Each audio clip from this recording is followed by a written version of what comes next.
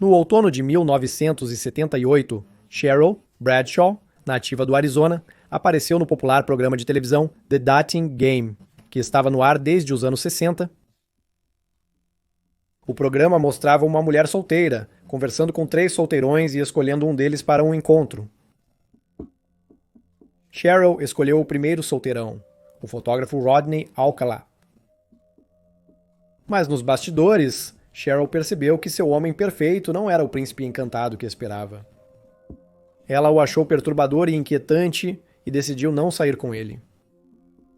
Cheryl mal sabia na época que seu instinto sobre Rodney Alcala provavelmente salvou sua vida. Um ano depois, ele foi preso e condenado por uma série de assassinatos horríveis, e agora é conhecido como o assassino do jogo de namoro. Mas quem era Rodney Alcala e o que o levou a levar sua brutal vida de crime? Neste documentário, exploraremos a vida e os crimes de Rodney Alcala, o assassino do jogo de namoro.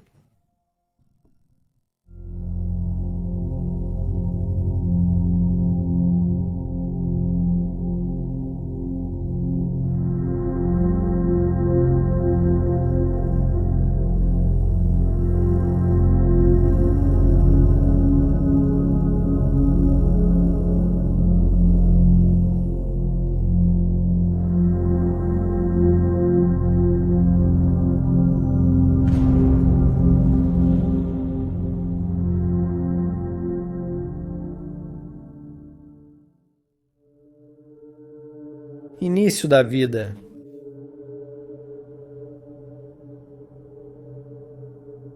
Pouco se sabe sobre o início da vida de Alcala. Enquanto a maioria dos serial killers que temos neste canal tem vários biógrafos dedicados que descobriram muitas informações sobre suas infâncias. Os detalhes do início da vida de Alcala são um tanto vagos. Alcala nasceu Rodrigo Jacques Alcala Bouquier em 23 de agosto de 1943, em San Antonio, Texas. Ele era o segundo mais novo de 4 filhos nascidos dos mexicano-americanos Raúl Alcala Bouquier e Ana Maria Guterras, e os irmãos viviam com os pais e a avó materna.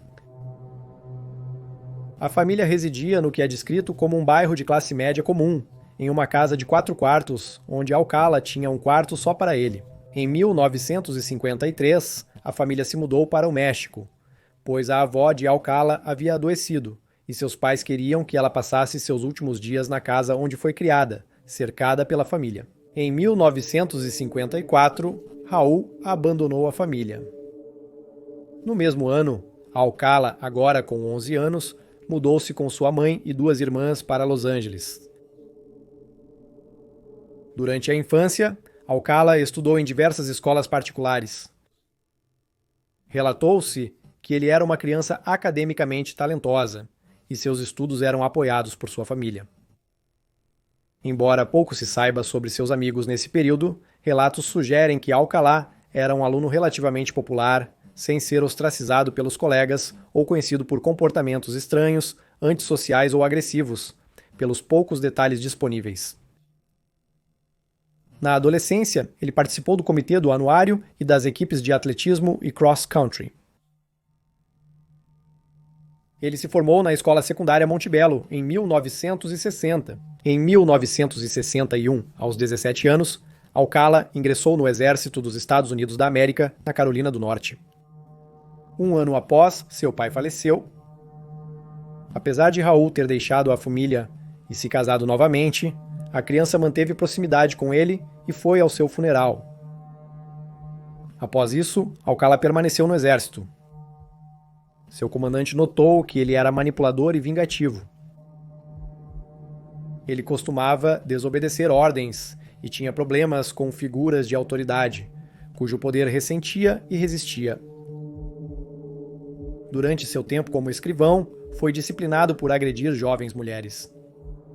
3 anos depois, em 1964, ele supostamente sofreu um colapso nervoso, resultando no abandono de seu posto militar e pegando carona de Fort Bragg para a casa de sua mãe.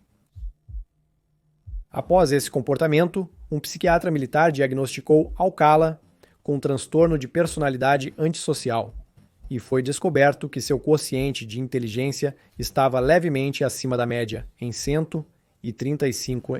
Ele foi dispensado do exército por razões médicas. Após deixar o exército, Alcala ingressou na Escola de Belas Artes da Universidade da Califórnia, Los Angeles, onde se formou em Belas Artes em 1968. Ele mais tarde foi estudar cinema na Universidade de Nova York.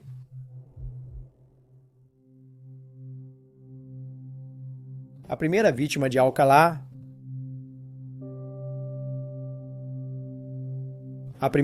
conhecida de Alcala foi Morgan Rowan, de apenas 13 anos, quando encontrou o assassino em série pela primeira vez. Por décadas, acreditava-se que Alcala fez seu primeiro ataque no outono de 1968.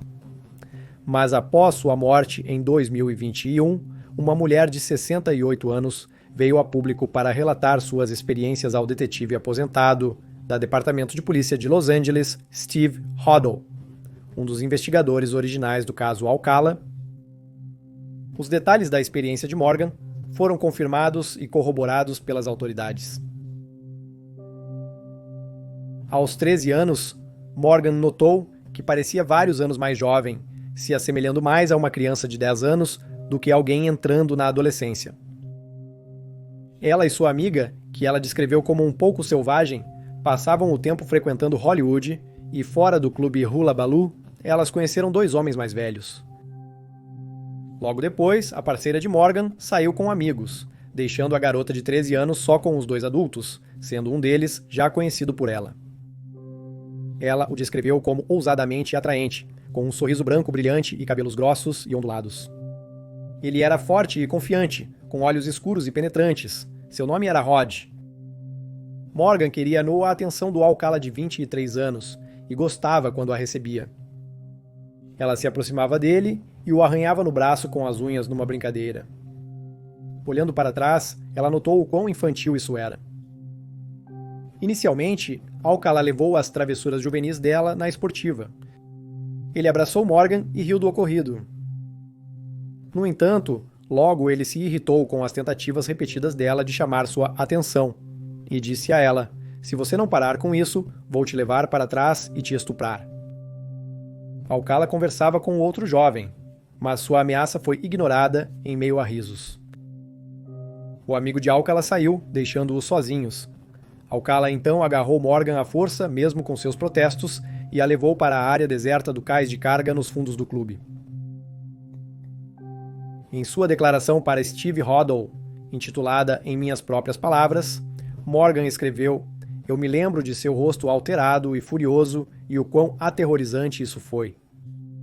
Lembro-me da dor de seu aperto e de como meus pés mal tocaram o chão. Não lembro de mais nada até acordar com uma enorme dor de cabeça, preso atrás de uma caçamba de lixo industrial. Eu estava completamente vestido, com a boca sangrando e um grande galo na cabeça que sangrava bastante." Morgan verificou se Alcala tinha ido embora antes de correr para o clube e explicar o ocorrido ao proprietário.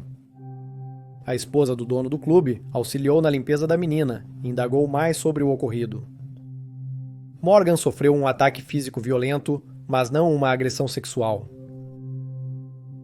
Ela não queria que a polícia fosse chamada e nunca contou a verdade aos pais, temendo que a proibissem de visitar o clube. Foi tranquilizada de que Alcala seria banido para sempre do local. Morgan viu Alcala brevemente nos próximos anos. Sempre que ela o via, se mantinha bem longe da área até que ele se fosse. Não foi até ela ter 16 anos que ela o encontrou novamente, 5 dias antes de deixar a Califórnia para se mudar para Nova York com a família. Ela passou seus últimos dias na Califórnia, saindo com seus amigos na Sunset Strip, quando um dia Alcala apareceu. Ele a seguiu pela multidão de um clube, desculpando-se por seu comportamento anterior, com Morgan lembrando que não queria que ela partisse o odiando. Ela aceitou suas desculpas, esperando que ele a deixasse em paz, mas Alcala persistiu. Mais tarde naquela noite, os amigos de Morgan disseram a ela que iriam ao IHOP. Ela o seguiu até o carro. Sendo o motorista o último a entrar no veículo era Alcalá.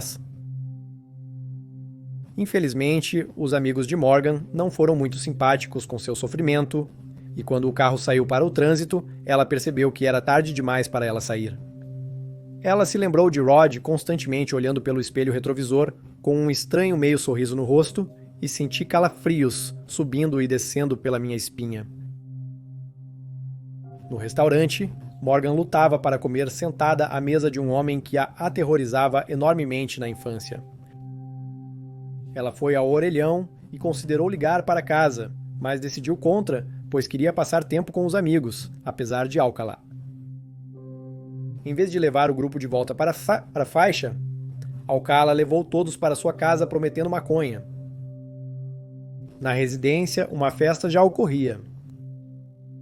Morgan, convencida por um amigo, entrou na casa.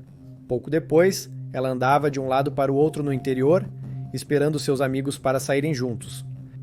Alcalá surgiu ao lado de Morgan, agarrou seu braço e a levou por uma porta próxima. Ele a empurrou para dentro do quarto, trancado com uma barra de metal.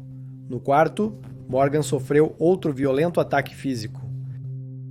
Ela se lembrou, seu rosto furioso tão perto do dela, com hálito quente e olhos ardentes, cheios de ódio e maldade, queimados em seus pesadelos por toda a vida. Uma vida que eu tinha certeza que jamais teria. Enquanto Alcalá estrangulava Morgan, os amigos dela do outro lado da porta notaram seu desaparecimento. Outros participantes da festa apontaram para o quarto de Alcalá, e o grupo começou a gritar e bater na madeira. 26 anos os ignorou até que as batidas na porta parassem.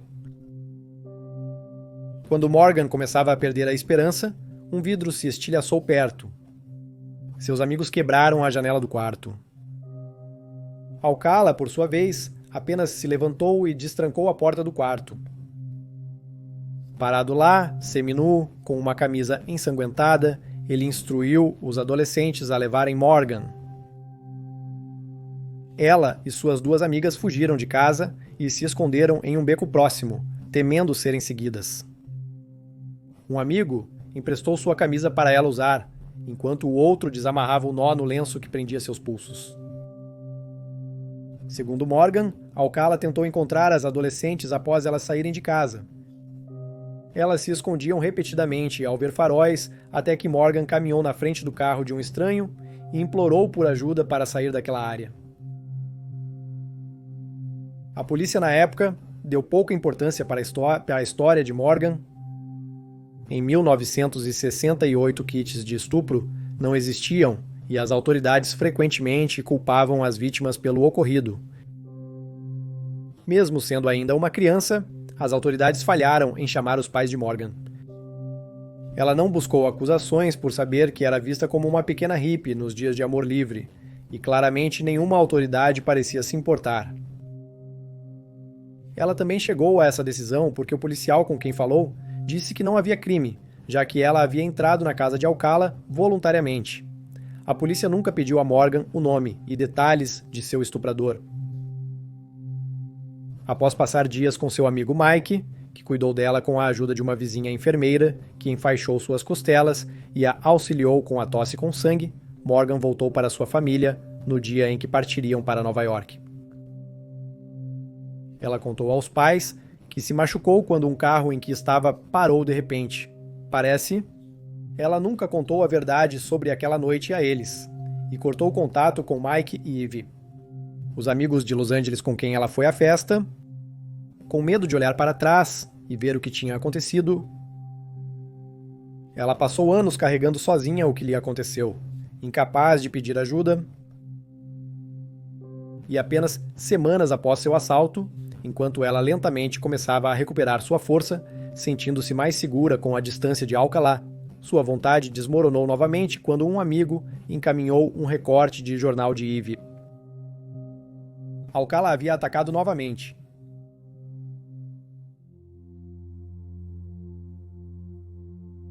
Tali Shapiro.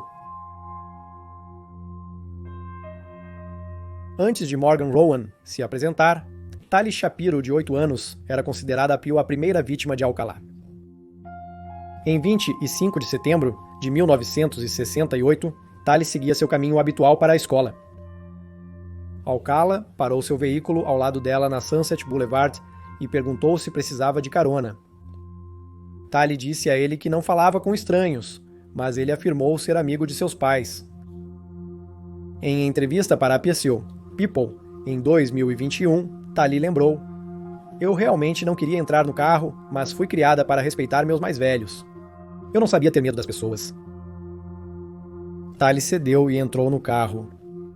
Por sorte, um transeunte preocupado presenciou a troca envolvendo a criança de 8 anos e, achando suspeito, alertou a polícia. Eles também decidiram seguir o carro para monitorar a situação. Alcala levou Tali para sua casa, e a polícia logo chegou após um transeunte se preocupar. O oficial Chris Camosho, de Alapidi, há muito aposentado, foi quem atendeu a chamada. Ele testemunhou mais tarde que Alcala não atendeu a porta imediatamente e só quando Chris ameaçou derrubar a porta que Alcala abriu uma janela lateral e alegou que estava tomando banho. Chris ignorou o aviso e arrombou a porta. Ele se lembraria que o que viu naquele dia ficaria com ele para sempre. Ele serviu no Vietnã, mas foi ver Tali, de 8 anos, quase morta no chão, que o assombraria pelo resto da vida. Eu estava dirigindo pela Sunset, indo em direção a West Hollywood, quando recebi uma ligação para ir ver um homem sobre um possível sequestro. Eu o segui até o local. Naquele momento, pensei em pedir reforço. Então eu fui e liguei pedindo uma unidade de reforço. Fui até a porta da frente e bati. Eu podia ouvir alguém correndo por aí. Vejo essa pessoa do sexo masculino do outro lado, sem roupas, não pingando água, sem toalha. E eu disse: ok, você precisa abrir a porta agora e eu preciso entrar. E ele disse: espere, deixe-me colocar minhas calças. E eu disse: ok, você tem 3 segundos. Provavelmente esperei 5 segundos e chutei a porta para entrar. À direita estava a sala de jantar, à esquerda estava a sala de estar e bem à frente estava a cozinha e aqui estava esse... menina pequena. Sangue por todo o lugar, roupas e sapatos e um vestido jogados de um lado. Havia moedas no chão e ela tinha essa barra de aço atravessada no pescoço que provavelmente pesava 2 quilos. Eu olhei para ela. Pensei que ela estava morta, não respirava. Os outros oficiais chegaram. Procurávamos o suspeito. Eu voltei para verificar a tele e eu simplesmente não podia deixá-la lá daquele jeito.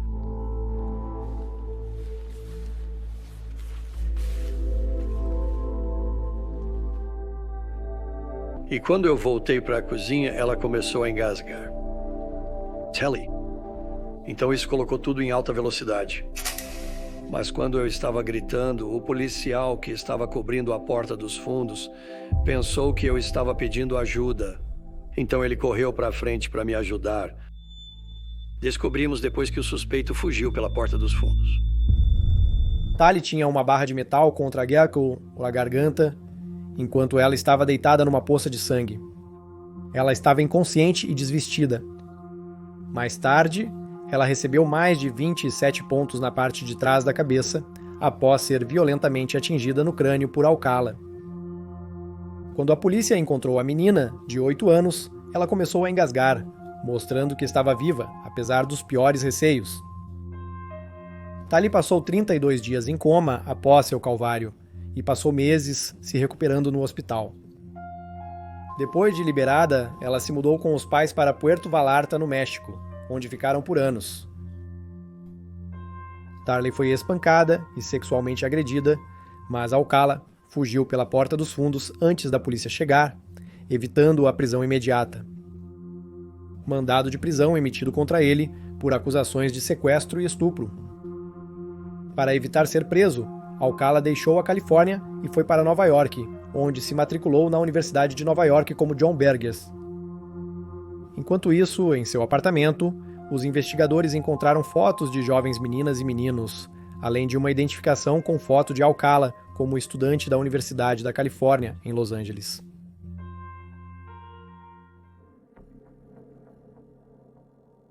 O breve período de Alcala em Nova York em 1971, 2 anos após os ataques a Tali Shapiro e Morgan Rowan, Alcala ainda vivia com sucesso em Nova York, com os investigadores sem pistas de seu paradeiro.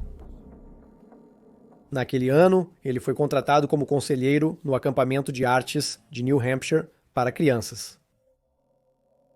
Depois de fugir, Alcala entrou para a lista dos 10 fugitivos mais procurados do Federal Bureau of Investigation. Segundo o investigador original Steve Hodel, a polícia alertou o Federal Bureau of Investigation que o suspeito provavelmente atacaria novamente e precisava ser detido antes disso. Investigadores da polícia conversaram com professores de Alcala na Universidade da Califórnia, em Los Angeles, e rumores indicavam que ele havia fugido para o Canadá, México e até a Europa, mas nenhuma pista foi encontrada. Seu professor o descreveu como alguém que não machucaria uma mosca. Hodel acrescentou que ele e muitas pessoas realmente acreditavam nisso. Enquanto estava em Nova York, os crimes de Alcala começaram a escalar. Suas vítimas já não podiam mais fugir. Ele finalmente conseguiu cometer seu primeiro assassinato. Em 12 de julho de 1971, Cornelia Michael Creeley, comissária de bordo de 23 anos da Transworld Airlines, foi encontrada morta em seu apartamento em Manhattan. Ela foi agredida sexualmente e estrangulada com suas próprias meias de nylon antes de morrer. Os investigadores acreditam que o casal se conheceu quando Cornelia se mudou para seu novo apartamento, onde pode ter aceitado a ajuda de Alcala para mover os móveis. Seu assassinato ficou sem solução até 2011. Em agosto de 1971, surgiu uma pista para os investigadores. 2 meninas hospedadas no acampamento de artes de New Hampshire, onde Alcala trabalhava, foram postar cartas. Quando iam sair dos correios, uma chuva forte começou e elas resolveram esperar passar. Para passar o tempo, elas olharam o quadro de avisos, que tinha a lista dos mais procurados pelo Federal Bureau of Investigation. Ficaram surpresas ao ver que a polícia procurava um homem chamado Rodney Alcala, cuja foto era muito semelhante ao seu conselheiro de acampamento Sr. Berger. Ficaram preocupadas e chocadas ao descobrirem que ele era procurado por agressão a uma criança. Certamente o conselheiro que admiravam não era um criminoso violento, capaz de ações tão horríveis. As meninas se preocupavam com o que viram. Ao retornar ao acampamento, elas informaram ao diretor sobre o cartaz e a semelhança entre Rodney Alcala e John Berger. Preocupado com o que lhe foi dito, o diretor então foi olhar o cartaz ele mesmo e decidiu alertar as autoridades. Na manhã seguinte, o Federal Bureau of Investigation apareceu para falar com John Berger e descobriram que suas impressões digitais coincidiam com as de Alcala. Alcala foi extraditado de volta para a Califórnia no mesmo mês, e o detetive Steve Hodel estava pronto para interrogá-lo. Steve lembrou, eu perguntei a ele, então me fale sobre o incidente Tali Shapiro. E basicamente ele diz, eu quero esquecer tudo isso. Ele disse que não queria falar sobre as coisas que Rod Alcala fez, como se fosse uma pessoa diferente. Os investigadores queriam acusar Alcala, mas sabiam que Tali, a principal testemunha, estava em outro país. Para piorar, os pais dela não permitiriam que ela testemunhasse no julgamento. Com opções limitadas, os promotores optaram por acusar Alcala de molestamento infantil em vez de sequestro e estupro. Alcala se declarou culpado por este delito menor e foi condenado a 3 anos de prisão, mas foi libertado em 1974 após cumprir apenas 16 meses de sua sentença. Um psiquiatra da prisão estadual acreditava que Alcala havia melhorado consideravelmente na prisão e recomendou sua libertação. Embora fosse obrigado a se registrar como um criminoso sexual no Departamento de Polícia de Monterey Park, Alcala recebeu sua liberdade, apesar do horrendo ataque a Tali Shapiro, de 8 anos. Livre para fazer o que quisesse, Alcala retornou à casa de sua mãe, onde tinha seu quarto, entrada privada e acesso ao carro dela. Ele conseguiu um emprego em uma empresa de fotografia logo após ser libertado. Alcala, porém, estava ansioso para escolher sua próxima vítima. Em 13 de outubro de 1974, enquanto estava no estacionamento de um centro comercial em Huntington Beach, ele notou uma jovem garota esperando pelo ônibus escolar. Relatos afirmam que ele viu o nome de Julie Johnson nos livros escolares dela e usou isso para atraí-la, oferecendo carona, como fez com Tali Shapiro em 1968. Quando Julie não respondeu, Alcala continuou: "Eu tenho alguns ótimos cartazes para te mostrar." Com isso, a cabeça da jovem se moveu. Ela olhou para ele e sorriu, entrando no veículo, sem ter ideia de com quem estava entrando no carro. Julie disse a Alcala que tinha 13 anos, mas frequentemente lhe diziam que parecia bem mais jovem, ou ele disse que seu nome era John Donald. Ao passar pela escola dela, Julie, preocupada, pediu para Alcala deixá-la sair, mas ele não parou, dizendo que precisava ir a um apartamento e que não demoraria muito. Julie não gostou disso e começou a ficar inquieta. Isso frustrou Alcala e ele se irritou com ela, ordenando que ela ficasse quieta. Sua mudança repentina de comportamento assustou a jovem e ela começou a gritar, ao que seu sequestrador respondeu: "Cale a boca." Julie tentou sair do veículo novamente, mas Alcala agarrou seu braço, impedindo-a. Quando o carro parou, ela tentou escapar mais uma vez, mas a pegada dele era muito forte. Segurando-a firmemente, Alcala a arrastou do carro para um local isolado na praia de Huntington. Alcala empurrou Julie para sentar em uma pedra, acendeu um baseado de maconha e a forçou a fumá-lo. Ela só aceitou porque estava aterrorizada com o que ele faria se ela recusasse. Ela devolveu para ele e propositalmente deixou cair. Quando o sequestrador se abaixou para pegá-lo, ela usou a oportunidade para fugir. Mas Alcala era enorme e veloz. Ele imediatamente pegou Julie, puxou-a para ele e a beijou perturbadoramente. Para dar sorte de Julie, um guarda do parque que avistou os dois e pensou que eram encrenqueiros a salvou de mais agressões. Ao se aproximar, sentiu cheiro de maconha e surpreendeu Alcala ao perguntar o que faziam. Alcala mentiu que o par fazia uma pausa de uma caminhada, mas Julie logo declarou que foi forçada a ir à praia e queria voltar para casa. Alcala foi algemado, preso e levado junto com Julie em seu carro para a delegacia mais próxima. Julie contou sua história enquanto Alcala tentava dizer que ele, um homem de 31 anos, era simplesmente amigo da menina de 13 anos e que a maconha pertencia a ela. Devido a preconceitos e ao período de tempo, os oficiais não ficaram totalmente convencidos por nenhum dos lados e decidiram fazer verificações de antecedentes em ambas as partes. Eles descobriram que Alcala era um libertado condicional que cumpriu pena por molestar uma criança, então o acusaram de sequestro e violação de liberdade condicional. Em 26 de dezembro de 1974, Alcala foi considerado culpado de violar sua condicional e fornecer drogas a um menor. Ele foi condenado a 2 anos e meio de prisão, para onde retornou e deveria ter permanecido. Se ele tivesse sido trancado para sempre, não conheceríamos seu nome hoje como um dos assassinos em série mais prolíficos da América.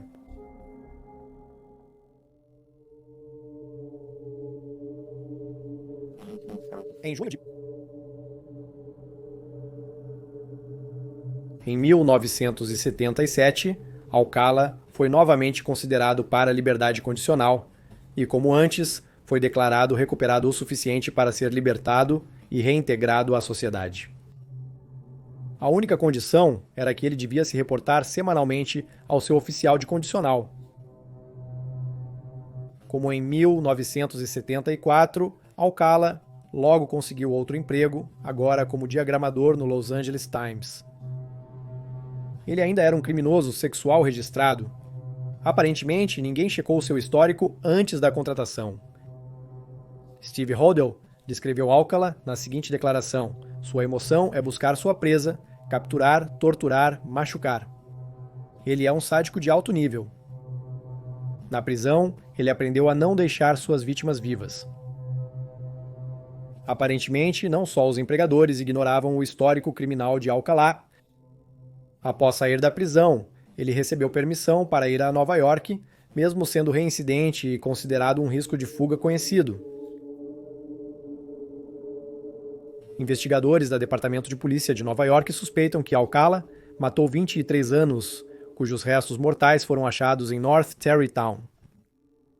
Ellen se formou em biologia com especialização em música pelo Beaver College, na Pensilvânia.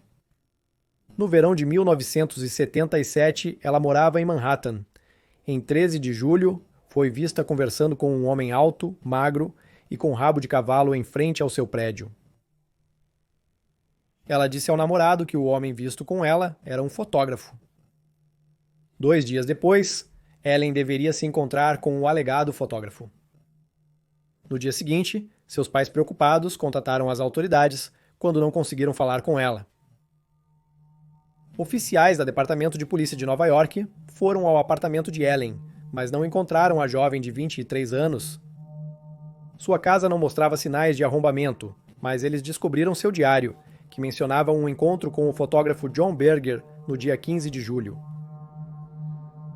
Um detetive particular, contratado pela família, não conseguiu rastrear John Berger, mesmo com uma recompensa de $100.000 oferecida pelos pais.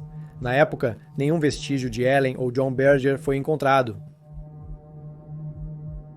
Enquanto isso, Alcala retornou à Califórnia, onde conseguiu um emprego no Allied Times.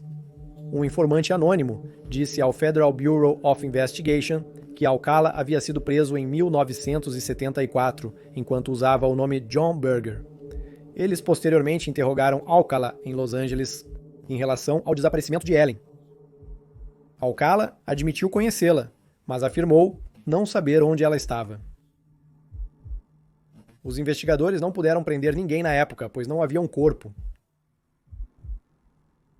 Quase um ano após seu desaparecimento, os restos esqueléticos de Ellen Hoover foram encontrados em uma cova rasa na propriedade Rockefeller, em North Tarrytown, condado de Westchester. Suas joias, bem como registros dentários, confirmaram a correspondência. Um dos detetives do caso de Ellen recebeu uma ligação de um informante anônimo que explicou que Rodney Alcala gostava de um certo local ao norte da cidade. Após 24 visitas, os investigadores encontraram uma calcinha e um sutiã femininos. Ao investigar, eles acharam os restos mortais de Ellen logo após a notícia de sua descoberta. Uma modelo aspirante contou aos investigadores que o fotógrafo John Berger havia fotografado ela no mesmo local onde o corpo foi encontrado. De volta a Los Angeles, Alcala principalmente evitava problemas legais. Ele foi brevemente entrevistado sobre o caso do estrangulador da encosta, mas descartado como sendo o serial killer procurado pelos investigadores. No entanto, ele foi preso e condenado a uma pena curta por posse de maconha. Alcala trabalhava como fotógrafo freelancer enquanto era funcionário do Los Angeles Times. Ele convenceu dezenas de jovens de que era um profissional, fotografando-os para seu suposto portfólio. Um colega de trabalho recordaria que Alcala compartilhava seu trabalho com os colegas. Ela afirmou: "Eu achei estranho, mas eu era jovem, eu não sabia de nada." Quando questionado sobre as fotos, ele afirmou que as mães pediram para ele tirá-las. "Eu me lembro que as meninas estavam nuas." Outra mulher que posou para Alcala também se lembrou. Ele disse que era um profissional, então na minha mente eu estava sendo uma modelo para ele. Ela afirmou que seu portfólio continha inúmeras fotos de meninos adolescentes sem roupa. Relatos apontam que muitas das fotos em seu portfólio recuperado eram sexualmente explícitas, e vários participantes ainda não foram identificados. Investigadores temem que alguns desses indivíduos tenham sido vítimas de Alcala. Em 9 de novembro de 1977, Alcala tirou a vida de Jill Terry Barcombe, uma jovem de 18 anos de Oneida, Nova York, que almejava ser enfermeira. Ela originalmente fugiu de casa em outubro daquele ano, informando sua família sobre sua decisão por meio de uma ligação telefônica uma semana depois. Ela disse a eles que estava com seus amigos na Califórnia e disse que amava tanto que decidiu ficar enquanto seus amigos voltavam para Nova York. O corpo de Jill foi encontrado em 10 de novembro, um dia após seu último avistamento com vida. Seus restos mortais foram achados perto de Mulholland Drive, próximo a uma estrada de cascalho, com vegetação densa e árvores ao redor. O pescoço de Jill parecia quebrado, sua roupa íntima removida e seu moletom levantado. A posição em que ela foi deixada indicava que o perpetrador procurava humilhá-la na morte. Um pedregulho manchado de sangue foi achado próximo do local, e parte da calça da vítima estava enrolada em seu pescoço. A maioria das lesões de Jill foram infligidas enquanto ela ainda estava viva. Ela foi estrangulada com as mãos e ligaduras e depois espancada com a pedra. Trauma por força bruta, estrangulamento e agressão sexual contribuíram para a causa de sua morte. 3 marcas de mordida também foram vistas em seu seio direito. Jill não permaneceu como Jane Doe por muito tempo, pois tinha antecedentes juvenis, então suas impressões digitais estavam arquivadas. Após ser identificada, sua família foi notificada e ela foi levada para casa para um sepultamento adequado. Os investigadores especularam que a jovem de 18 anos tinha sido vítima do estrangulador de Hillside, pois sua amiga Judith Miller havia se tornado vítima do assassino em série em 1977. Mas eles perceberam mais tarde, quando os homens por trás dos assassinatos do estrangulador de Hillside foram descobertos em 1978 que estavam errados. Alcala logo atacou novamente. Em 16 de dezembro de 1977, a enfermeira Georgia Marie Wickstead, de 27 anos, foi encontrada morta em seu apartamento em Malibu. Ela foi vista pela última vez na noite anterior, quando um colega a levou para a casa de um bar. Quando não apareceu para trabalhar no dia seguinte, seus colegas ficaram imediatamente alarmados. Os policiais logo chegaram ao apartamento de Georgia para descobrir que alguém havia invadido. O corpo dela estava no chão do quarto, posicionado como o de Jill. Ela também havia sido estrangulada com suas meias calças, sexualmente agredida e atacada com um martelo. Aumentando o horror, os genitais de Georgia haviam sido mutilados. Evidências de DNA e uma impressão digital ajudariam a condenar Alcala pelo assassinato. 1978 a 1979. Em 1978, Alcala apareceu em um popular programa de televisão chamado The Dating Game, que havia começado sua exibição durante os anos 60. Mais uma vez, verificações completas de antecedentes não foram feitas, pois, dado o histórico criminal de Alcala e seu status como criminoso sexual registrado, ele não deveria ter se qualificado para o programa. O programa deu origem ao apelido de Alcalá. O apresentador introduziu um fotógrafo de sucesso de 35 anos, que iniciou sua carreira aos 13, quando seu pai o encontrou já desenvolvido na câmara escura. Nas horas vagas, ele pratica paraquedismo ou motociclismo. Um dos outros solteiros no programa, Jed Mills, mais tarde rotulou Alcala como definitivamente assustador, bem como desagradável. Muito antipático e rude, e imponente, como se estivesse tentando intimidar. Como mencionamos na introdução, a solteira deste episódio era uma professora do Arizona, chamada Cheryl Bradshaw. Embora ela tenha escolhido Alcala como seu pretendente, ela nunca foi com ele na viagem que ganharam, que deveria servir como seu primeiro encontro. Nos bastidores, Cheryl achou Alcala assustador ao encontrá-lo. Um psicólogo criminal chamado Pat Brown disse à Cable News Network que essa rejeição pode ter estimulado os subsequentes assassinatos de Alcala, afirmando isso é algo que ele não aceitaria muito bem. Eles não entendem rejeição. Eles suspeitam que há algo de errado com a garota. Ela me enganou.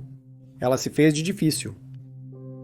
No entanto, Cheryl seguir seu instinto pode ter salvado sua vida e a impedido de se tornar mais uma vítima do assassino do jogo de namoro. Em 24 de junho de 1978, Charlotte Lee Shuglam, 31 anos, de Santa Mônica, foi a próxima vítima de Alcala. Ela foi achada morta no complexo de apartamentos ao segundo. Como outras mulheres, ela havia sido sexualmente agredida, espancada e estrangulada, e Alcala a posicionou antes de deixar a cena. Monique Hoyt, de 15 anos, quase encontrou seu fim nas mãos de Rodney Alcala ao pegar carona no condado de Riverside. Em 14 de fevereiro de 1979, Alcala levou a adolescente para sua casa, onde ela consentiu em fazer sexo com ele. É importante notar que, embora Monique tenha consentido, ela era menor de idade na época, e Alcala era um homem adulto com 36 anos. O casal viajou para uma região montanhosa e tranquila, perto de Benning, Califórnia, onde Alcala fotografou Monique em roupas íntimas, bem como fotos deles realizando atos sexuais. Porém, a situação se agravou quando Alcala amarrou Monique, amordaçou-a, espancou-a, agrediu-a sexualmente e a sodomizou antes de atingi-la na cabeça com uma pedra. Monique tentou ganhar a confiança de seu agressor sendo educada e amigável, e para sua surpresa, funcionou. Alcala concordou em levá-la de volta para Riverside. Ela fugiu enquanto ele usava o banheiro em um posto de gasolina. Apesar de ter registrado um boletim de ocorrência, a mãe de Alcala pagou sua fiança posteriormente. Em 13 de junho de 1979, Alcala atacou novamente ao matar Jill Marie Parenteau, operadora de perfuradora de cartões de computador de 21 anos, que morava em Burbank, Califórnia. Jill saiu do trabalho mais cedo para ir a um jogo de beisebol, mas faltou no dia seguinte. Seus colegas preocupados relataram seu desaparecimento à polícia, que rapidamente foram ao seu apartamento e descobriram que, assim como a casa de George, havia sido invadido. Jill foi encontrada morta dentro de seu banheiro, posicionada no chão. Como nos outros casos, ela havia sido espancada, estrangulada e sexualmente agredida. Nos casos de Charlotte e Jill, Alcala deixou DNA nas cenas, o que ajudou a condená-lo pelos assassinatos. A amiga de Jill também declarou que as duas mulheres já haviam encontrado Alcala em um clube diversas vezes. A última vítima conhecida de Alcala foi Robin Christine Sampson, uma menina de 12 anos de Huntington Beach. Robin desapareceu em 20 de junho de 1979 após sair de casa de bicicleta para uma aula de balé. Seus restos mortais foram encontrados 12 dias depois nas colinas de Los Angeles, fora da estrada Santa Anita Canyon. Ela não foi estrangulada, mas sim esfaqueada. Ela também foi espancada e estuprada, como as outras vítimas de Alcala. Amigos relataram à polícia que um desconhecido se aproximou na praia e pediu para fotografá-los. Logo após, os investigadores divulgaram um retrato falado do homem, identificado como Alcala por seu agente de condicional.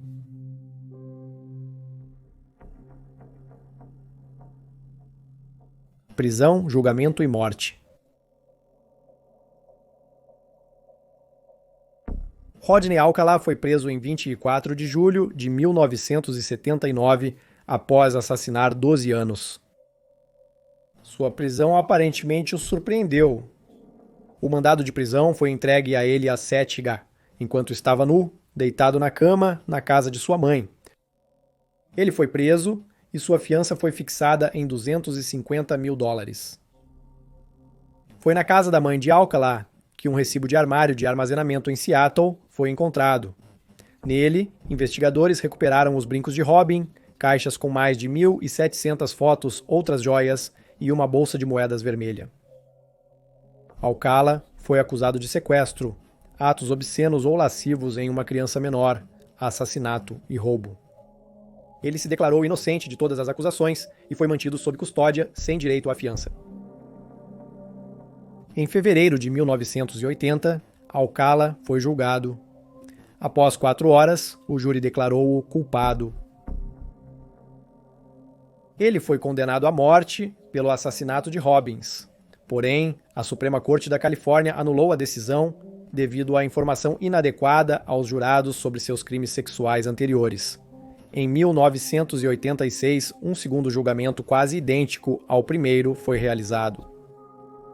Exceto que o histórico criminal anterior de Alcala não foi mencionado. Alcala foi novamente condenado. Mais uma vez ele foi condenado à morte. Porém, em 2001, um painel de apelações do 9º Tribunal de Circuito anulou esta segunda condenação. Isso ocorreu porque uma testemunha não pôde sustentar o argumento de Alcala de que o guarda florestal que achou o corpo de Robin havia sido hipnotizado pelos investigadores, segundo Ali Weekly. Infelizmente para Alcala, ao se preparar para o terceiro julgamento, os promotores descobriram novas evidências, usando técnicas forenses modernas. Essas evidências ligaram Alcala a seus outros assassinatos, os de Jill Barcombe, George Wickstead, Charlotte Lamb e Jael Parenteau. Os brincos de Jael Parenteau também foram encontrados no armário onde ele guardava as joias de Robin. Os novos links permitiram que a acusação acusasse Alcala pelos assassinatos de suas outras vítimas, além de Robbins. O Supremo Tribunal decidiu a favor da acusação em 2006, embora sua equipe de defesa tentasse lutar contra a noção, observando: se você é um jurado e houve um caso de assassinato, você pode ter uma dúvida razoável. Porém, é muito difícil afirmar dúvida razoável nos 5 casos, principalmente quando 4 deles são comprovados por correspondências de DNA, e não apenas por alegações de testemunhas oculares. Enquanto isso, Alcala, ainda atrás das grades, publicou por conta própria um livro que ele escreveu chamado Você, o Júri. No romance, ele declarou-se inocente e tentou culpar outro suspeito. Ele também entrou com 2 ações contra o sistema penal da Califórnia, culpando-os por um acidente em que escorregou e caiu, e outro em que lhe foi negada uma dieta com baixo teor de gordura. Em 2010, Alcala foi a julgamento pelos assassinatos de Robin, Jill, Georgia, Charlotte e Jill. Mesmo com as graves acusações, Alcala surpreendeu ao decidir atuar como seu próprio advogado, se defendendo no tribunal. Ele supostamente falava consigo mesmo como um advogado, usando um tom mais profundo, enquanto respondia com sua voz normal, e mostrou aos jurados um clipe de sua participação no The Dating Game em 1978.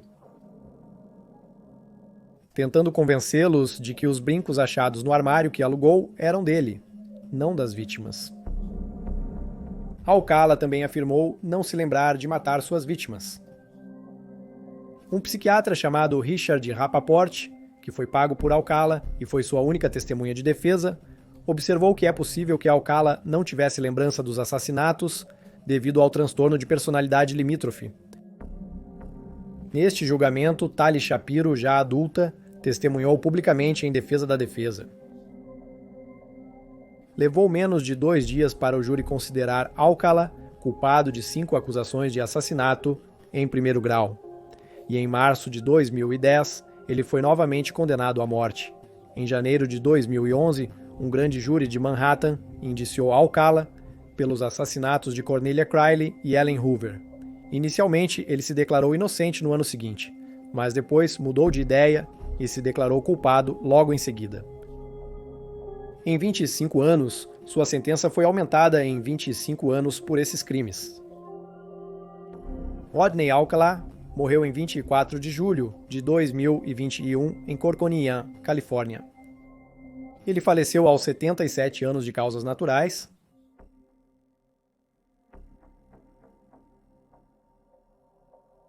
Desde o julgamento de Alcala em 2010, as autoridades de Nova York e Califórnia suspeitam que o serial killer era responsável por muito mais crimes do que aqueles com os quais ele foi acusado.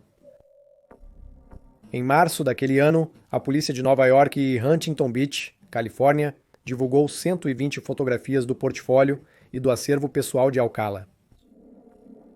Os investigadores buscavam identificar os indivíduos nas fotos, para verificar se eram vítimas ainda não descobertas. As autoridades notaram que aproximadamente 900 imagens não puderam ser divulgadas por serem sexualmente explícitas. Nas primeiras semanas, 21 mulheres se apresentaram para se identificar, com a adição da aplicação da lei, que pelo menos 6 famílias reconheceram parentes desaparecidos há anos e nunca encontrados. Em 2013, uma foto de Christine Thornton, de 28 anos, foi reconhecida por um membro da família. Seu corpo foi encontrado no condado de Sweetwater, Wyoming. Em 1982, embora só identificado em 2015, em 2016, Alcala foi acusado por sua morte. Christine desapareceu em junho de 1977 e foi vista pela última vez pegando carona. Em Biloxi, Mississippi, Alcala afirmou que tirou a foto de Christine, mas não tirou sua vida. Ele estava doente demais para viajar Da Califórnia. para Wyoming para ser julgado. Em 2010, Alcala foi apontado como suspeito em diversos assassinatos não solucionados em Washington. Investigadores de Seattle suspeitam do envolvimento dele nas mortes de uma jovem e 2 adolescentes. Sherry Ann Greenman, de 20 anos, desapareceu em 14 de setembro de 1976 de Waterville, Washington. 13 anos, desapareceu em 9 de julho de 1977. Ela havia sido recentemente libertada da prisão do condado de Douglas e só foi oficialmente reportada como 2000. Seu corpo foi encontrado uma semana depois em Lake City, Seattle, completamente vestido. Não havia sinais de abuso sexual e ela havia sido esfaqueada. Em 17 de fevereiro de 1978, o corpo de 17 anos foi encontrado no Parque Studd, em Seattle. Ela estava sem roupas e seu crânio havia sido esmagado. Ela havia sido espancada, estrangulada e sexualmente agredida. Joyce, com deficiência de desenvolvimento, morava em uma casa de grupo quando desapareceu. Ela saiu de casa um dia antes de seu corpo ser encontrado para se encontrar com um homem desconhecido no Parque Seward. Em março de 2011, autoridades do condado de Marin, Califórnia, afirmaram estar confiantes de que Alcala havia assassinado Pamela Jean Lamson, de 19 anos, que desapareceu após ir ao Fisherman's Wharf encontrar um fotógrafo. Pamela foi morta no dia 9 de outubro de 1977 e seu corpo foi descoberto no condado de Marin, perto de uma trilha de caminhada. Ela estava despida e havia sido brutalmente espancada. Apesar da falta de DNA utilizável e impressões digitais, os investigadores creem que Alcala foi responsável pelo crime, mesmo sem conseguir acusá-lo formalmente. Eles notaram evidências suficientes para convencê-los de sua culpa. Rodney Alcala é certamente um dos assassinos mais cruéis da América. Provavelmente nunca saberemos quantas mulheres e crianças ele machucou ao longo da vida. Pode haver dezenas de vítimas ainda não identificadas, sem conexão conhecida com o homem que tirou suas vidas. Também é totalmente possível que existam mais vítimas de agressão sexual, que, como Morgan Rowan, simplesmente queriam seguir com suas vidas em vez de tentar encontrar justiça em um sistema que muitas vezes parece projetado para trabalhar contra elas. Há alguma especulação de que Alcala foi responsável por até 130 agressões e assassinatos. Dada a brutalidade de Alcala, esse número nem parece tão exagerado. Diagnosticado com transtorno de personalidade antissocial aos 20 anos, ele provavelmente cometeu crimes e prejudicou outras mulheres antes de agredir Morgan, Rowan e Tally Shapiro em 1968. A acusação alegou que Alcala brincava com suas vítimas antes da morte, muitas vezes as estrangulando até perderem a consciência. Revivendo-as. E as estrangulando novamente. Ele repetiria o processo diversas vezes antes de finalmente matá-los. É difícil acreditar que esse desejo de causar tanto sofrimento surgiu do nada, mas é igualmente difícil dizer de onde veio. Muitas das fotos de Alcalá, divulgadas pela polícia, ainda estão online e os investigadores seguem buscando informações sobre os indivíduos retratados. Vamos deixar um link para um artigo da ABC News de 2021 contendo as fotografias e informações de contato da polícia. Obrigado por assistir e nosso coração vai para todas as vítimas que foram afetadas pelos terríveis crimes de Rodney Alcalá.